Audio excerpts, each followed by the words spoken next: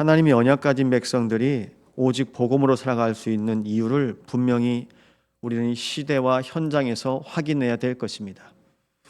선교지에 있는 목사님과 소통을 하는 일이 종종 있습니다.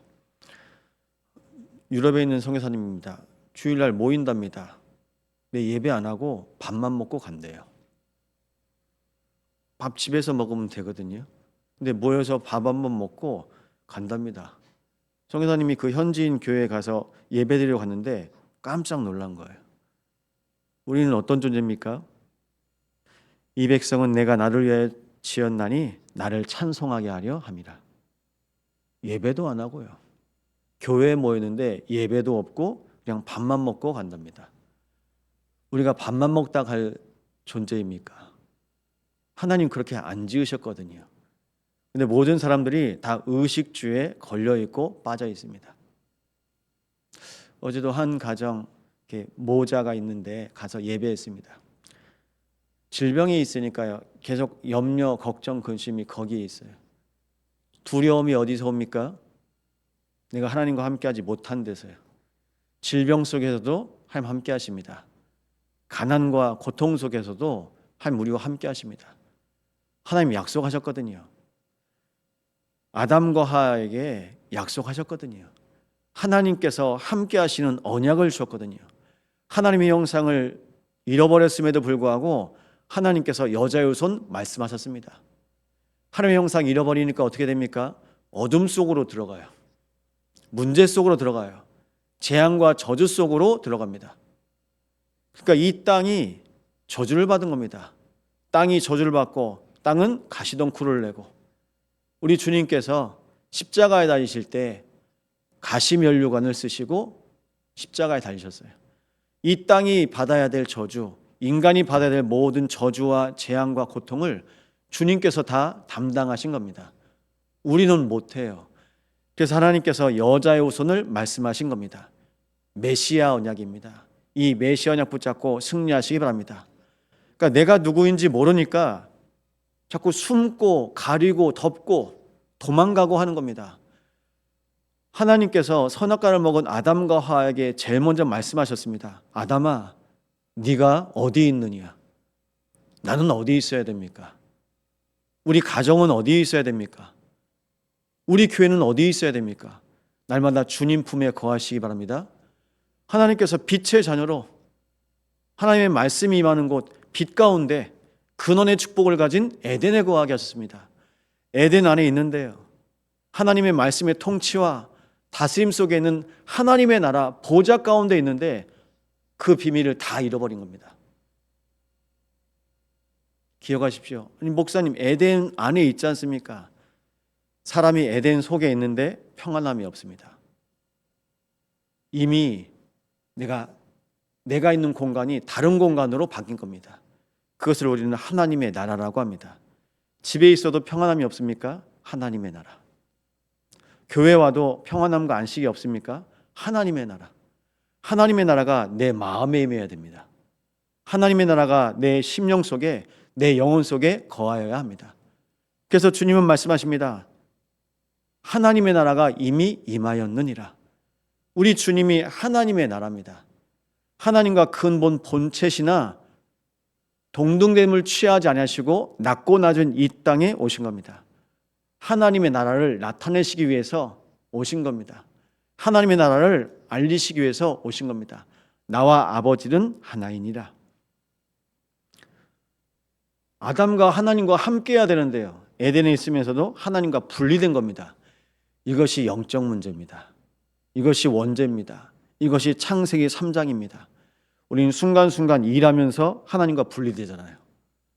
순간순간 가정에서 하나님과 분리됩니다. 교회 안에 와 있으면서도 하나님과 분리됩니다. 하나님의 질문에 하나님께서 여러분을 부르심에 여러분 응답하시기 바랍니다. 내가 어디 있느냐? 어디 있어야 됩니까? 그래서 우리는요, 항상 하나님과 함께 하시기 바랍니다. 하나님 언약 가운데 거하시는 것을 임마누엘이라고 합니다. 말씀으로 항상 함께. 그래서 이 말씀을 가지고 이 땅에 오신 분이 바로 그리스도이십니다. 말씀이 육신이 되어서 우리 가운데 거하심에 아버지의 독생자의 영광을 보니 은혜와 진리가 충만하더라. 우리는 그리스도로 다시 회복되어지는 겁니다. 근데 이걸 사단이 알아요. 내 안에 보좌화란 말은 내가 그리스도로 오늘 연합하는 겁니다. 교회가 그리스도와 함께합니다. 그럼 그리스도의 몸된 교회를 통해서 하나님은 이루어 가실 것입니다. 그래서 우리가 누구인지 모르잖아요. 자꾸 어둠 가운데 갑니다. 자꾸 숨습니다. 그래서 이번 강단 말씀 서론 말씀드리면서 우울증에 붙잡혀 있는데 단순히 내 감정이 아니라 사단이 내 감정 모든 의지를 꺾어버리고 숨게 만든 겁니다. 두렵게 만든 겁니다. 오늘 하나님 앞에서 나의 모든 두려움을 내려놓으시기 바랍니다. 우린 두려움이 없어야 됩니다. 하나님 자로 회복되어지는 모든 여정 속에 하나님이 하시는구나. 하나님이 모든 것 아시는구나. 하나님이 나와 함께 계시는구나. 이것을 하루에도 순간순간마다 깨달으시기 바랍니다. 흑암은 이걸 모르게 해요. 하나님이 하실 것 못 믿게 합니다. 하나님이 다 알고 계시는 것 모르게 합니다. 하나님이 하시는 일에 교회가 동참하는 겁니다. 하나님이 하시는 일에 가정과 가문과 산업이 동참하는 겁니다. 그것을 전도와 선교라고 합니다. 전도하고 선교할 수 있는 축복을 하나님께서 주셨습니다. 주님께서 말씀하십니다. 내 살과 내 피를 마시라. 나를 기념하라. 나를 기억하라. 내 안에 거하셔서 영원히 함께 하신다는 것입니다. 이 비밀을 바울은 그리스도께서 내 안에 사시는 것이라. 나는 죽고 나는 그리스도와 함께 십자가에 못 박혔으며 하나님의 아들을 믿는 믿음으로 나는 산다. 주와 함께 동행한다. 바울은 끊임없이 고백할 때마다 그리스도 예수 안에서 종된 난 바울은 그리스도 예수 안에 거하길 원하노라. 날마다 그리스도 예수 안에 거하시기 바랍니다. 우리 교회가 그리스도 예수 안에 있습니다. 우리 가정이 그리스도 예수 안에 있습니다. 노아가 방주를 지은 것 같죠. 그리스도 예수 안에 거하는 겁니다. 세상의 모든 홍수와 물난리와 심판 중에도 하나님께서는 언약 잡은 자를 통해서 구원을 나타내셨습니다. 지금도 동일합니다. 모든 사람들이 다 재앙을 만나고 있어요. 저주를 만나고 있어요. 제주에서 청년이 이번에 한번 와서 같이 어제 좀 사역했습니다. 자기 인생에 실패한 경험이 한 번도 없었어요. 근데 단 한 번의 실패를 만났는데 실은 본인이 이제 파혼을 당합니다. 나름 엘리트 코스를 밟았고요. 근데 그 부분에 있어서 이제 충격을 받은 거예요. 그 전에도 계속 얘기했습니다. 결혼 날짜까지 잡았고 예식장까지 예약했습니다. 근데 중요한 건 예배 때마다 제가 이제 한 번씩 인사하면서 얘기했습니다. 그래도 결혼하기 전에 말씀 받아야 됩니다. 결혼하기 전에 신랑하고 신부하고 그래도 말씀 받아야 됩니다. 근데 그 부분에서 이제 주일날 제가 교회 와서 예배하면 되죠. 그 생각이 항상 있었대요. 근데 이제 온 겁니다. 날은 다가오는데 신부 마음에 이제 불안함이 찾아온 거예요. 내가 이 사람하고 평생 난 못 가겠다. 그래가지고 나 결혼 못 하겠다고. 이제 충격인 겁니다. 자기가 거부를 당하고 자기가 실패해 본 경험이 한 번도 없는데 너무 큰 충격인 겁니다. 왜 이럴까? 그때 이제 말씀 앞에 설 수 있는 시간표가 된 겁니다. 하나님 앞에서 말씀으로 세워져 가는데요. 본인이 달라진 것을 본인이 알더라고요. 그래서 얘기했습니다. 변하는 것을 당연한 걸로 생각하고 그 변한 것 때문에 그 변한 상태에 안주하지 말고 만족하지 말아라. 하나님께서 우리를 앞으로 더 치유하시고 더 회복하실 것이다. 우리는 응답 조금만 받으면 그걸로 살려고 그래요. 하나님이 더 큰 거 주시거든요. 더 큰 은혜 주시거든요. 그러니까요, 매주 매달 지역에 있는 목회자가 이제 저한테 물어보더라고요. 목사님, 저 청년 1년 전이랑 다른 것 같은데요? 네, 달라요. 하나님의 시간표 가운데 인도하셨습니다. 목회자는 뭐합니까? 기도합니다. 하나님의 시간표 속으로 인도하여 주셔서. 분명히 하나님께서 모든 영혼을 향한 하나님의 계획을 작정하셨습니다. 그 시간표 속으로 인도해 가십니다. 저는 부탁드립니다.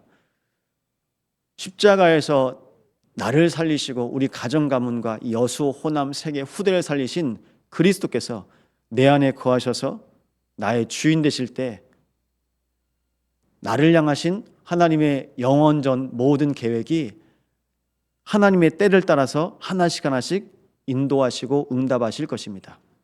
우리는 그 여정을 가는 겁니다. 그래서 부탁드립니다. 빛의 여정을 가시기 바랍니다. 사단은 여러분이 어둠 속으로 가길 원해요. 사단은 여러분의 인생을 재앙 속으로 끌고 가길 원합니다. 하나님은 때를 따라 돕는 은혜의 보좌 앞에 담대히 나아가기를 원하십니다. 여러분, 가정의 보좌를 세우십시오. 여러분, 심령의 보좌를 세우십시오. 여러분 예배하는 이 예배당 안에 보좌를 세우십시오. 여러분, 오늘도 계속 걷습니다. 모든 만남 속에, 모든 장소와 현장 속에 보좌의 비밀을 날마다 누리시기 바랍니다. 선교 대회가 이제 합숙이 내일부터 진행됩니다. 선교사님들 오셔서 또 사모님들 은혜 받으라고 오늘도 사모 수련회 있습니다. 이번 한 주 237 5,000종류의 현장 속에서 선교사님들이 오십니다.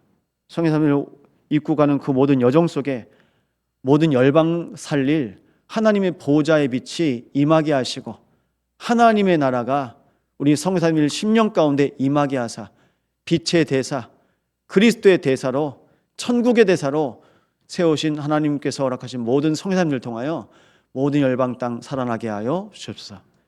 이 언약을 붙잡고 하나님께서 허락하신 우리 참소망교회가 전도와 선교와 후대를 위해 기도하는 보좌의 망대가 세워지게 하여 주옵소서. 시간 말씀 붙잡고 합심으로 기도하시겠습니다. 하나님, 감사를 드립니다.